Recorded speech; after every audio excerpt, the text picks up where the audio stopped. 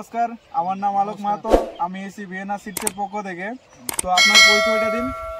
আমার নাম ফিরোজ আলী, গ্রাম বারাঘড়িয়া, থানা ধূপগুড়ি, জলপাইগুড়ি ডিস্ট্রিক্ট। আচ্ছা, তো আপনি এটা কি শসা চাষ করেছেন?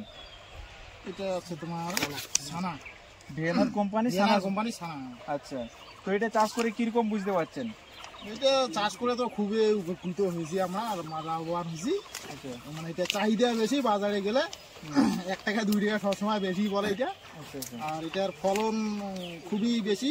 কোনো চাষিদেরকে বলবো, অনুরোধ করবো যাতে এই শসাটাই গাড়ি। আচ্ছা, তো এটা তো আপনি তো চাষ করেছেন, তো আরো তো অন্য শসা চাষ করেন, তার মধ্যে এটার আর ওইটার মধ্যে কি পার্থক্য বুঝতে পারছেন? পার্থক্য এটা হচ্ছে কালার ভালো, এটা হচ্ছে তোমার সাইজও একটু লম্বা টাইপের হয়। এটা তো আপনার বোতল সাইজ হয় নাকি? বোতল সাইজ এটা খুবই কম হয়। মনে করো 70টা গাছে যদি 70টা যদি ফলন হয় একটা গাছে, তা 2-4টা তো বোতল হবেই। আচ্ছা, আচ্ছা। ও, তো এটা তো আপনি মার্কেটে নিয়ে যান, তো যে ট্রেডার থাকে বা মানে যে যারা মালটা নেই, তো তারা এটা কি দেখে পছন্দ করে? কোয়ালিটি ভালো, এটা কালার ভালো। আচ্ছা, এটা নিয়ে যেতে যেতে যেতে এটা বিক্রি হয়ে যায় কি?